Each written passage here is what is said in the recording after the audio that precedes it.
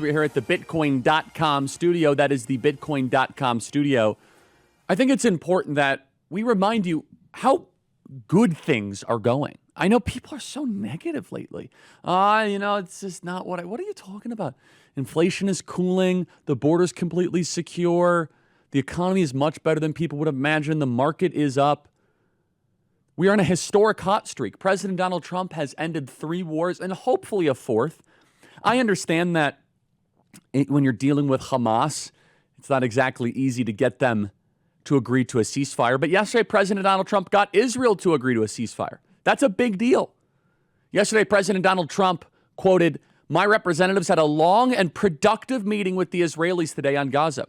Israel has agreed to the necessary conditions to finalize the 60-day ceasefire, during which time we'll work with all parties to end the wars. The Qataris and Egyptians, good sign, who worked very hard to help bring peace, will help deliver the final proposal. I hope for the good of the Middle East that Hamas takes this deal, because if not, it will not get better. It will only get worse," he says in all caps. And one of my favorite sentences, "Thank you for the attention to this matter." We need to take a step back, everybody. If you watch most of the media, they make it seem as if the Trump administration is in free fall. He has win after win and victory after victory right now. And this is not just spin. This is not just hopium. It's real stuff. Supreme Court injunctions. Yesterday, by the way, President Donald Trump was able to broker a deal with the University of Pennsylvania, revoking all of the national championships that the male William Thomas won when he was a swimmer at the University of Pennsylvania. Supreme Court comes in and clarifies the nationwide injunctions. We have a mass deportation agenda well underway, where yesterday Tom Homan told us that we're deporting 2,000 people a day, and it's only going to go up from here. As of this morning, we also have a massive trade deal with Vietnam, a huge trade partner for clothing and textiles. And I know a lot of friends, very close friends, that were watching this one closely, and this one is a major victory for the country. Phenomenal. Understand that this is just the beginning. We have military recruitment going up. We have finally national morale trending in the correct direction. He goes to NATO, and President Trump goes to NATO. NATO calls him daddy. And not to mention, there were so many people in the midst of the Iranian thing that did not trust President Trump. Now, we had concerns on this program about how engaging in Iran could enter into a potential Middle East quagmire, but we always ended almost every single ex-post and every single program, but we trust President Trump. We were very clear, repeated. In fact, people were making fun of us. They said, "Charlie, why is that like your salutation?" I said, well, we trust President Trump because he has earned our trust. We denied and rejected the binary, and we found a third way of how to explain it, and President Trump pioneered the MAGA doctrine, the Trump doctrine. And if you spend too much time chronically online, you'd think that things are just overly negative. It seems as if the one who complains the most, the one who is the most negative, and the one who is the most cynical seems to just spend all their time staring at a laptop screen. But in fact, the regular, everyday Americans, the rank and file, the people that are the base of MAGA, the everyday patriots, they're realizing what President Trump is doing. And yes, he does deserve the Nobel Peace Prize. By the way, we didn't even talk about this one. Last Friday, in a buried news item over the weekend, that's right, in his spare time, President Donald Trump ended another war, the Congo-Rwanda war. Over 7,000 people killed. They were using machetes, cutting people's heads off, and he ended it by using American diplomatic power, the U.S. dollar, coming in and ending the Congo-Rwandan war. President Trump is more popular than ever. Gas is at a 4-year low. The stock market is at record high. Everybody, whether you realize it or not, you're starting to live through the golden age. And of course, there's a lot of stuff that we need to improve. We need to balance our budget. We need to cut our deficit. We need to take back control of our cities. But I want you to understand that if you are in a negative state, then that is because you are choosing to be in that negative cycle. You are making a conscious decision to find the errors and not the positives. Putin is even saying relations with America are improving, which may be the key to ending the Russian-Ukrainian war. We'll see. Right now, it's a summer of killing, the likes of which that is very hard to witness. Don't be allergic to winning. Don't have a reluctance or recalcitrance to embracing that we have actual verified victories and a series of wins in front of us. We lived in the wilderness for so long, it's almost hard to even say that things are getting better. But a lot of this is what we voted for. And it's just the beginning, everybody. Embrace the fact that President Trump is ending wars, that the economy is materially improving. Embrace the fact that the border is totally and completely secure. And for those that don't just stare at their screens all day long about what is negative, oh my goodness, it turns out the American people are more behind President Trump than ever before. Play cut 329. Trump endorsees won the GOP primary for governor and congressional races. Look at this. 2024, 96%. 2022, 95%. 2020, 98%. The bottom line is this. 95% plus of the time, the Trump-endorsed candidate wins in GOP primaries. And even in the cases where Donald Trump endorses a challenger to an incumbent, the majority of the time, that challenger wins. So Donald Trump is a winner in Republican primaries. You go against Donald Trump, to quote the movie Good Burger, you go in the grinder. Donald Trump is the key nugget. His endorsement is the key nugget in a GOP primary because he's historically strongly popular with the GOP And base. now there's going to be a surprise primary in North Carolina, so we will be watching that, of course. That is Harry Enton from CNN. There's another clip that I'll play in a second here. And then it all transitions to the big, beautiful bill. The big, beautiful bill is now in front of the U.S. House of Representatives. And we have Chip Roy coming on later in the program, and we're going to discuss this with him because he has some good faith objections to the bill, and he wants more changes. But at this point, I don't know if that's even realistic. At some point, you're not going to be able to get something done because you have the moderates just getting it through the Senate. I hope everyone understands the accomplishment of how difficult that was in the Senate. We had 3 people vote against us, but not the 3 that you would have imagined. Susan Collins, okay, fine. Remember, Susan is always there. Senator Collins is there when we need her. Turns out we didn't need her, and she's in cycle. So what happened is that she traded her vote with Lisa Murkowski. They're very close, kind of the moderate women of the Republican conference in the U.S. Senate. Again, I have a lot of respect for Susan Collins. I get so much hate mail. It's because she's always there when we need her. But now she can go back to Maine and be like, well, I actually voted against Trump. And in reality, she wanted to see it pass. She's very savvy, that one. We needed her with Kavanaugh, and she stepped up for Kavanaugh. Whenever we need Susan Collins, she is there. If not, she's got to preserve her seat. And in a lot of ways, you can't blame her. So Rand Paul voted against the bill. Okay. He says he never vote for a debt ceiling increase. That's his prerogative. But then Susan Collins, the third of which was so surprising for a lot of us, Tom Tillis.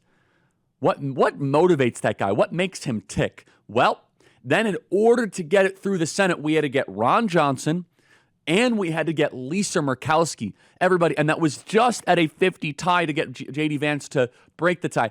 That is not easy. And if the House continues to change the bill, then it goes back to the Senate, and you might not get Murkowski to do that again. We gave $25 billion more to rural hospitals for Murkowski. At some point, you're going to just end up giving giveaways to every single U.S. senator and member of Congress to get this thing passed. So we're going to talk to Chip Roy about it. But I'm curious for those of you in the audience, what is the most important part of President Trump's agenda? Is it spending cuts? Is it deportations? What is the most important thing? We believe that you must rank things in order of importance. The hierarchy of needs, wants, interests, and desires. And we think the most important thing to the American project is mass deportations. Border plus deportations. All that other stuff matters. But it will do us no good if you balance the budget and you are a country of foreigners. That does you no good. If your portfolio is over $250,000 and you aren't hedged, you are sitting on a ticking time bomb. Markets are at all-time highs, but history shows, you know what comes next, volatility and increased risk. A 10% allocation to gold and silver can help hedge uncertainty and protect your wealth. Noble Gold Investments makes it easy to hedge your portfolio with institutional-grade gold and silver. Right now, every qualified investment will receive a free 10-ounce gold coin and protect your portfolio today. Visit noblegoldinvestments.com. Is bouncing back and forth from the House and the Senate. It's a seemingly endless process. I want to play a piece of tape here CNN now admits that Trump's June 2025 economy has a much better job market than it was a year ago. Play cut 341. In June, there were about 48,000 layoff announcements. That is down sharply by 49% from May, and it is even a little bit lower, 2% lower than last June. And when we look at the trend for layoff announcements, they were trending higher and higher earlier this year. This looks back to the beginning of 2024, and you can see they were really low last year, skyrocketed around February and March. In fact, March was about 5 times higher than June. And this, of course, was driven in large part by DOGE, right? The government efficiency effort previously led by Elon Musk that was really slashing government payrolls. So the economy is much better. So think about it. We have the economy that's going in the right direction. The border's completely secure. We're winning at the Supreme Court. We are drill, baby, drill. Gas prices are going down. He's ended 3 wars and probably 4. We are entering into an incredibly positive era. And if you are in a place of negativity, you are choosing to be in that place of negativity, in that cynicism. It is easy, even in the most peace and prosperous time, to say, I don't like this or I don't like that. That is a mindset. And you got to change and reconfigure your worldview. You need to choose to embrace the winning. That doesn't mean you have to be unapologetic about everything. Even Elon Musk. So Elon Musk is going after Donald Trump relentlessly. And then even he last night was like, well, you got to give credit where credit's due. Him ending this Israel-Gaza war would be a major accomplishment. You could put 343 up. That's it right there. Even Elon Musk comes out and says, I can't read that here, but credit where credit is due. Governing is hard, and we have to be solution-focused. It's one thing just to caterwaul all the time. Oh, I wish thing. Okay, got it, fine. We have power, and it's time for us to use that political power. Here is my suggestion. It is a 2-tiered next approach to this administration. Pass the big, beautiful bill. By the way, in the next reconciliation bill, I know that we got to keep the heat on. We got to get rid of all the Green New Scam stuff. We need more spending cuts. I know the likelihood of that is low because D.C. does what D.C. does, but we have to keep the pressure on. But the top other 2 things that are priorities, the cities and the cartels.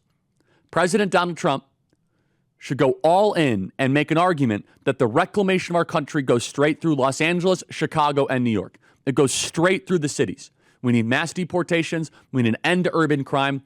Through the cities goes the country. You cannot abandon your great cities and also save the country. You could add San Francisco. You could add Seattle. You could add Denver. You could add Atlanta. But the 3 big ones are L.A., Chicago, New York. Those are the 3 big regions of the country, East, Midwest, West. 3 of the biggest cities in the country. On top of that, then, I think President Donald Trump should lean in to a soft war against the cartels. Check more of the containers that are coming through the ports of entry. Assist the Mexican Marines in any way that they want to go after the cartels. Draw a line in the sand and say that the Sinaloa drug cartel is not going to continue to kill 100,000 people a year. The Sinaloa drug cartel should be the focus of our intensity, and they're an even bigger immediate threat than Iran and Russia and anything else. The Sinaloa drug cartel is killing Americans every single day via drugs, via weapons, via human smuggling.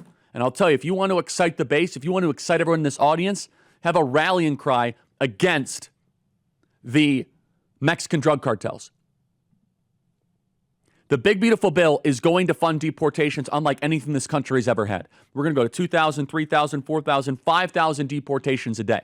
You're always going to start to see a massive increase in American wages as soon as these deportations happen. And we still have 90%, about 90%. We still have like 85% of President Trump's administration remaining. And remember, a 1 to 10 ratio of arrests to deportations is self-deportation. So we deport 1 person, you get 10 people to self-deport. It's amazing. So we scale this up. We could go to 10, 15 million people deported out of the country, which is priority number 1 for this entire administration. And that number and that ratio held during Eisenhower's entire administration. The moment that we are living today, we're going to look back 3 years, 4 years, 5 years from now, be like, wow, we had it so good in that summer of 2025. Gas was low. Wages were starting to go up. Inflation was cooling. The border was secure. He's ending wars. And instead of nitpicking on things, and look, you can always have feedback, things can always get better. But my challenge to you is take the win. Enjoy it. Life is short, and Biden's no longer president, and it's the beginning of the golden age. Let's just go through the details of the bill. So the House did a version, and they sent it to the Senate. So the House thought it was going to get better in the Senate. Now, it did get better in one way, is that it reduced the salt cap. I think salt is a total scam. I think we should get rid of salt. I don't think we should subsidize people in blue states like California and New York just because they have high taxes. So here's where things currently stand. It ends the weaponization of permitting and unlocks domestic oil, gas, and nuclear power.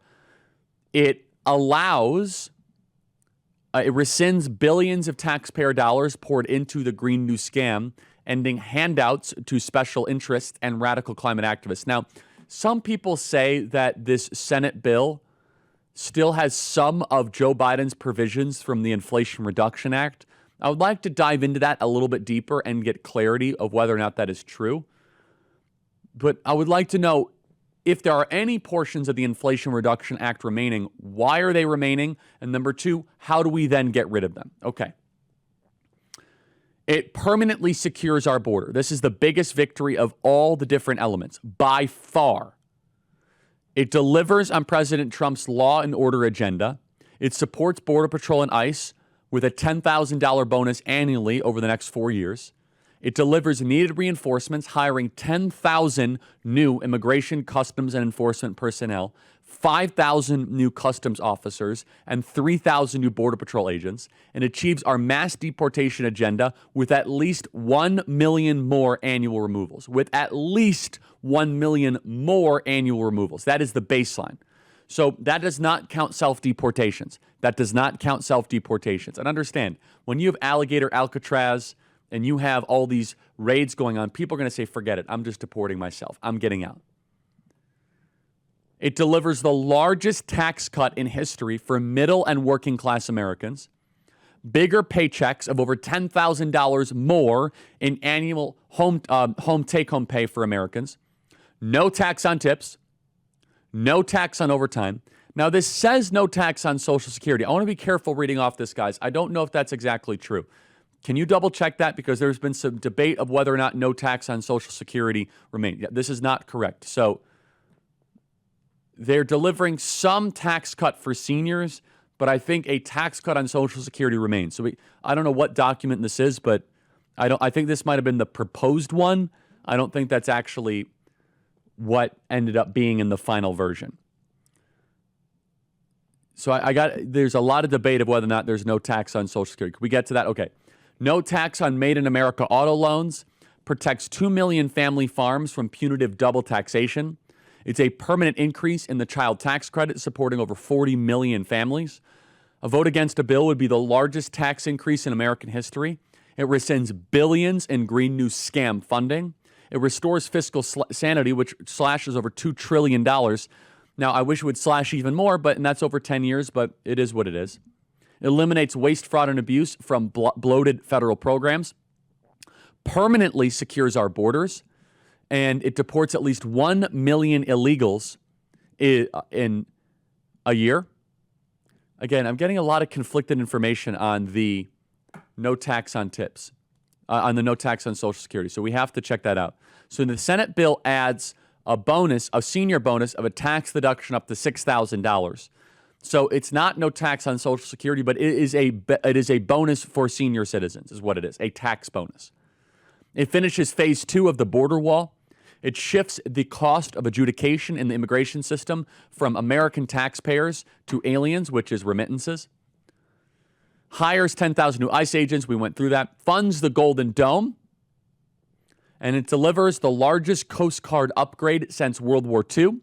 Modernizes our military, ends Biden's war on American energy, and drives down energy costs, unleashes domestic oil, gas, and nuclear power, restoring energy independence.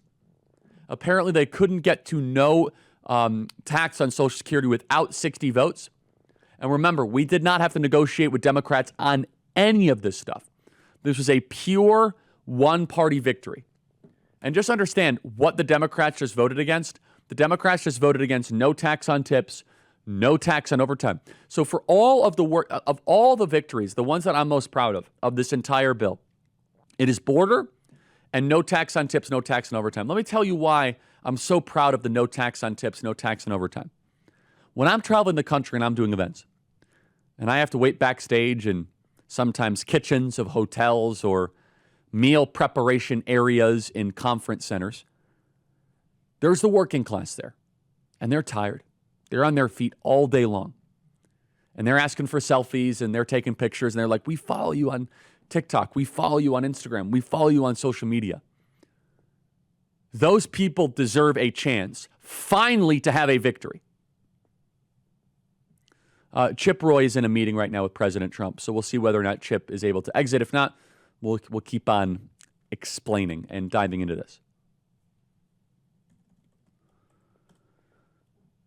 And the people that are backstage that I encounter, the working class people that serve us our meals at these conference centers, that clean our auditoriums, and honestly, the waiters and waitresses that work their tail off in thankless, very hard jobs. By the way, always be kind to your waiters and waitresses. It's a tough job. You should give them big tips. I try my best to. I'm a big believer in being kind to those that serve you food. A lot of these people are second or third jobs. They're single moms. They're in a tough position. And I just see, you could tell a lot about somebody on how they treat a waiter or waitress. There's a very interesting trick. I got this, I think, from Dennis Prager. If you want to learn a lot about someone that you are dating, especially, it's better for a man to do this, but it works either way. Get to a restaurant that you are having a planned date at 30 minutes ahead of time. Say, hey, I'm going to pay for the whole meal, which, of course, the man should always pay for the meal. And go to the waiter and say, okay, I want you to mess up the order of my date. They might order the chicken tenders, and I want you to give them a burger. Do it intentionally. I want you to do this because I want to force a scenario where I see how the person reacts. And it's a very interesting test because you'll learn a lot about the person that you're on the date with. So the individual you're on the date with orders, chicken tenders and said they get a burger. And immediately you'll be able to see that person, oh, that idiot waiter messed it up. And how they communicate to the waiter will be or waitress will be very important. Excuse me, I did get the chicken tenders. If you could clear that up. Or is it like, hey, weren't you listening? I got and you'll learn a lot about the character or lack thereof of the person that you want to hopefully marry. It's a way to judge their smugness, and it's a way to judge who you are courting. My wife, on the first date we had, she asked the waiter their name. It was like, wow, I've never had anyone. So what's your name? I want to know your name. It's like so personal. It's so beautiful. It's so intimate.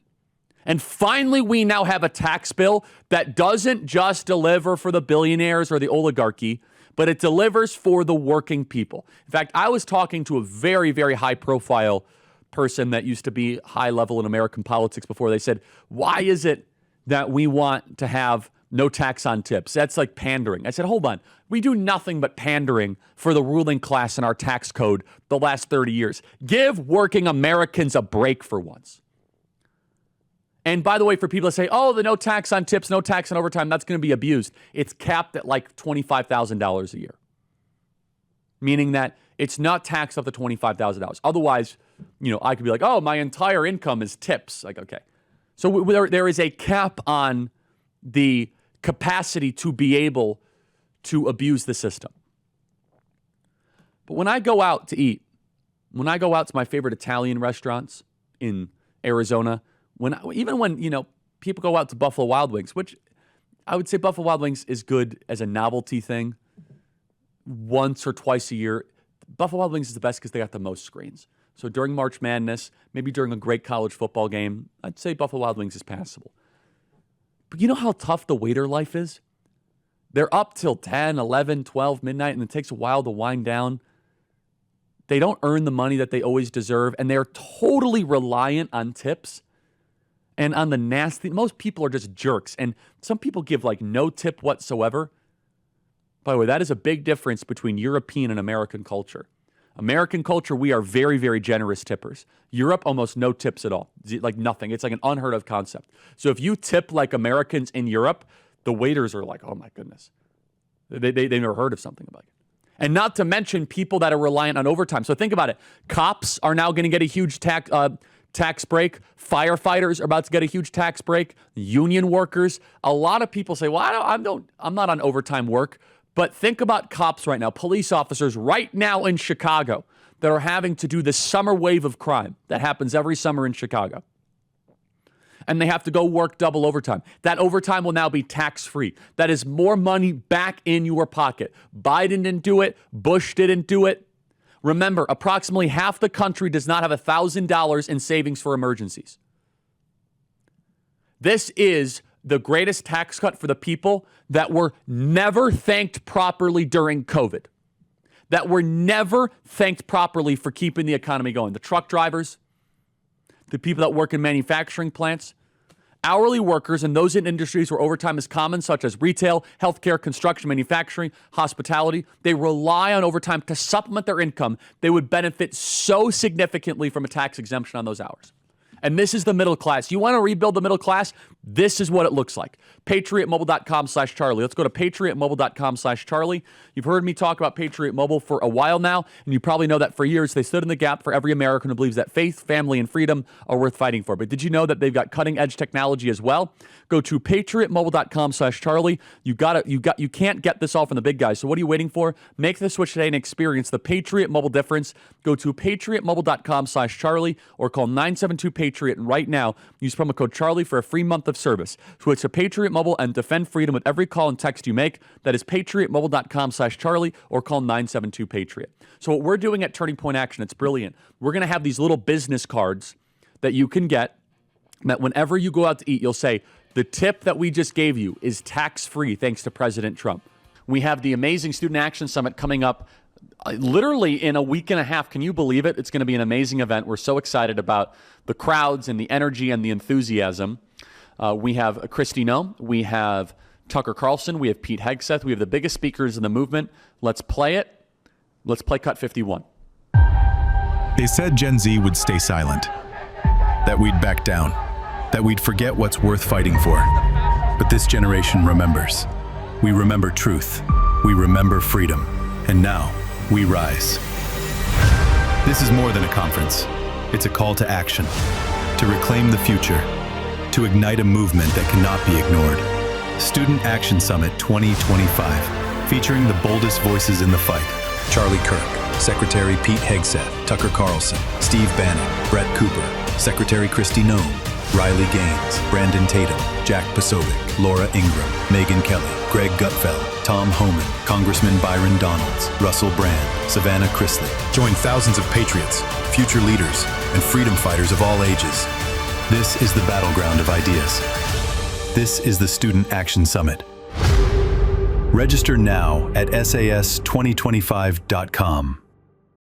No tax on overtime is massive. That one is also as big as the no tax on tips. And it's easy for those of us, like I host a radio program. We're doing incredibly well, praise the Lord. I'm just so detached. It's easy to get detached from the overtime tip world because of all the inflation that Joe Biden and massive reckless spending gave us. We're in a tough spot. And President Trump is digging us out of that economic ditch. By the way, imagine the midterm angle of all this and the 2028 angle. Democrats are voting against no tax on tips, no tax on overtime. And this is, I want to get to the no tax on Social Security thing because it's technically true. I'm going to read this. The White House just sent this to us. The White House is watching the show and they're working their tail off. So it adds a deduction. So, quote, a married couple of seniors both receiving the average $24,000 Social Security income, the couple will have a total of $48,000 in annual income. Of at most will be 85% of it is taxable. Under the big beautiful bill, this couple would be entitled to deductions that exceed their taxable Social Security income. So consider the case of a senior filing a single tax return, receiving the average retirement benefit of approximately $24,000. The maximum amount of Social Security included in taxable income is 85% of the benefit, which would be $20,000 in this case. Under the Big Beautiful Bill, in 2025, the senior would be entitled to $23,000 in deductions. So the Big Beautiful Bill would lead to deductions that exceed the senior's taxable Social Security income. So it adds a deduction that low-income seniors will qualify for. So it helps seniors. They couldn't get to the Social Security threshold without 60 votes. It's not all Social Security, but you know what? Seniors with high incomes shouldn't be tax-free on this. Seniors in America do very well, but low-income seniors, we are there for you. I think that's legit. Low-income seniors, that's fine. No tax on tips, no tax on overtime. Everybody, what is the priority here? The priority is a working-class tax bill for once. Finally, we have a working-class perspective. This is much better than even the Trump tax cuts of 2017, which this expands. It is time that the people that built the Trump movement start to be able to have more take-home pay. I want you to imagine people in overtime. A lot of people in hospitality this summer in Disney World, in hotels, in conference centers in Vegas, they're going to be working overtime. Cops, firefighters, EMTs, nurses. So all of a sudden, if you're now going to go do a double-double, if you're going to do a double, basically 2 shifts in one, nonstop, the overtime is now tax-free. That is a working-class stimulus. By giving workers who receive an overtime an after-tax boost without having to increase their base wages,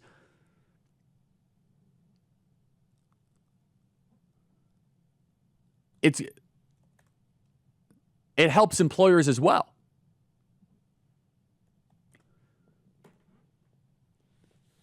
So here's the bottom line. We, the people, the everyday citizens, benefit.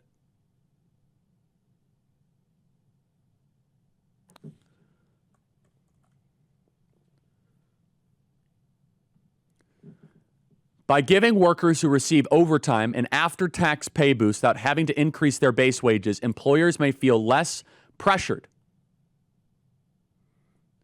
to have to dive into non-productive means. Let's play one last piece of tape. Let's play cut 327. So we're going to look at the strongly approved numbers. So this isn't just Republicans who like Donald Trump. This is Republicans who love Donald Trump.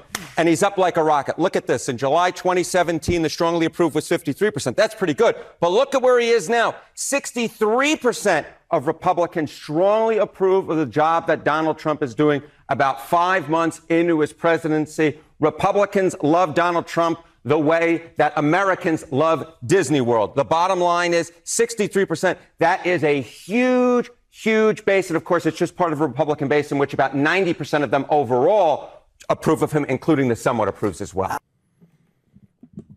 Summarize this all together. Seniors are getting a tax break. It's no tax on tips. It's no tax on overtime. We're getting incredible energy production. Gas prices are going down. Inflation is cooling. Deportations are going up. President Donald Trump's political journey the last 10 years has been fueled by workers. He remade the Republican Party for workers. We call them the muscular class here on this program. And he's finally delivering for them. No overtime tax. No tax on Social Security for working low-income seniors. This is a fulfillment of a mandate. This is a keeping of a promise. And his base loves him. And now, for the plumber in Birmingham, Alabama, he'll be able to get more money taking home. That is a major victory.